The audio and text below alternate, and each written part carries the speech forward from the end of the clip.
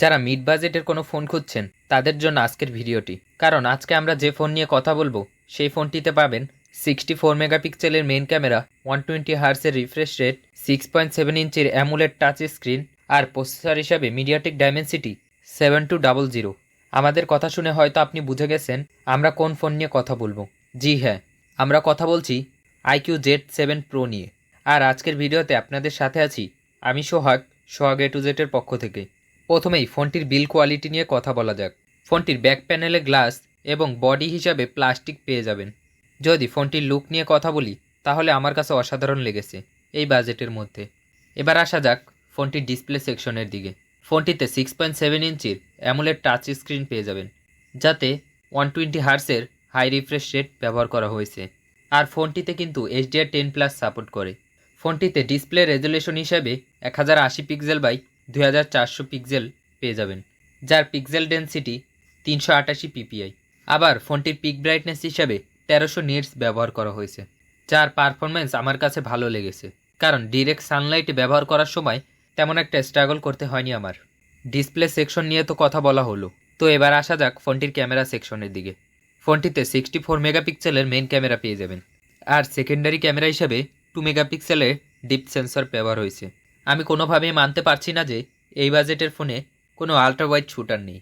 আর ফোনটির ফ্রন্ট বা selfie camera হিসাবে 16 মেগাপিক্সেলের একটি লেন্স পেয়ে যাবেন। ফোনটির ব্যাক ক্যামেরা দিয়ে ডে লাইটে ছবি তোলার সময় মোটামুটি ভালোই ছবি তোলা যাচ্ছিল। আর ফোনটি দিয়ে যখন ডে লাইটে ছবি তুলছিলাম একটু ওয়ার্ম টাইপের ছবি ক্যাপচার করছিল। এছাড়াও ছবির dynamic range, colour অ্যাকুরেন্সি, colour contrast ভালোই পাওয়া যাচ্ছিল।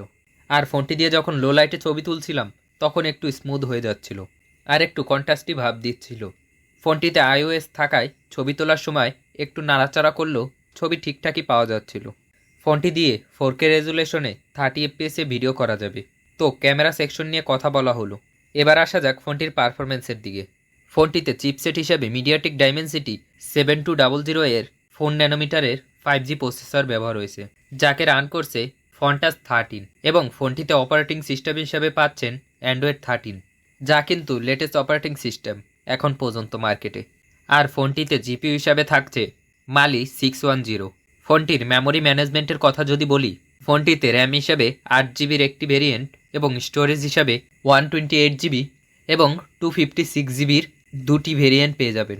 ফোনটির অ্যাপ ওপেন টাইম এবং ক্লোজ টাইমটাও যথেষ্ট ফাস্ট ছিল, কোনো প্রকার ল্যাগিং দেখা যায়নি রেগুলার কাজবাজ করার সময়।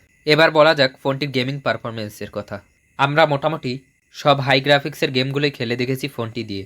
পাবজিতে HDR আলট্রাতে প্লে করবার সময় মাঝে মাঝে একটু ল্যাগ করছিল ফোনটি, কিন্তু যখন স্মুথ গ্রাফিক্সে গেমটি রান করেছি তখন কোনো প্রকার ফ্রেম ড্রপের মতো ইস্যু দেখা যায়নি বা কোনো রকম ল্যাগিং দেখা যাচ্ছিল না ফোনটিতে। আরও খেলেছি অ্যাসপারেট 9, কল অফ ডিউটি, যা স্মুথলি খেলা যাচ্ছিল ফোনটি দিয়ে। আর লং টাইম গেমিংয়ের পর ব্যাক সাইডে একটু ওয়ার্ম হচ্ছিল, তবে ফোনটির কুলিং সিস্টেমটা তা খুব ভালোভাবে অ্যাবজর্ব করে নিচ্ছিল। তো বলা যেতেই পারে যে এই বাজেটে যারা গেমিং ফোন খুঁজছেন তাদের পছন্দের লিস্টে এই ফোনটি রাখতে পারেন। আর এত কিছু চালানোর জন্য ফোনটিতে লিথিয়াম পলিমারের 4600 mAh একটি ব্যাটারি ব্যবহার হয়েছে। আর এত বড় ব্যাটারি চার্জ করার জন্য ফোনটির বক্সের সাথে 66 ওয়াটের ফাস্ট চার্জিং সিস্টেম পেয়ে যাবেন, যা দিয়ে 22 মিনিটের ভেতরে 50% চার্জ করা সম্ভব। তো এই তো ছিল আজকের ভিডিওটি ভালো লাগলে লাইক করতে ভুলবেন না, আর চ্যানেলে নতুন হলে সাবস্ক্রাইব করে যাবেন। পরবর্তী কোন ধরনের ভিডিও চান তা কমেন্ট বক্সে জানাতে ভুলবেন না।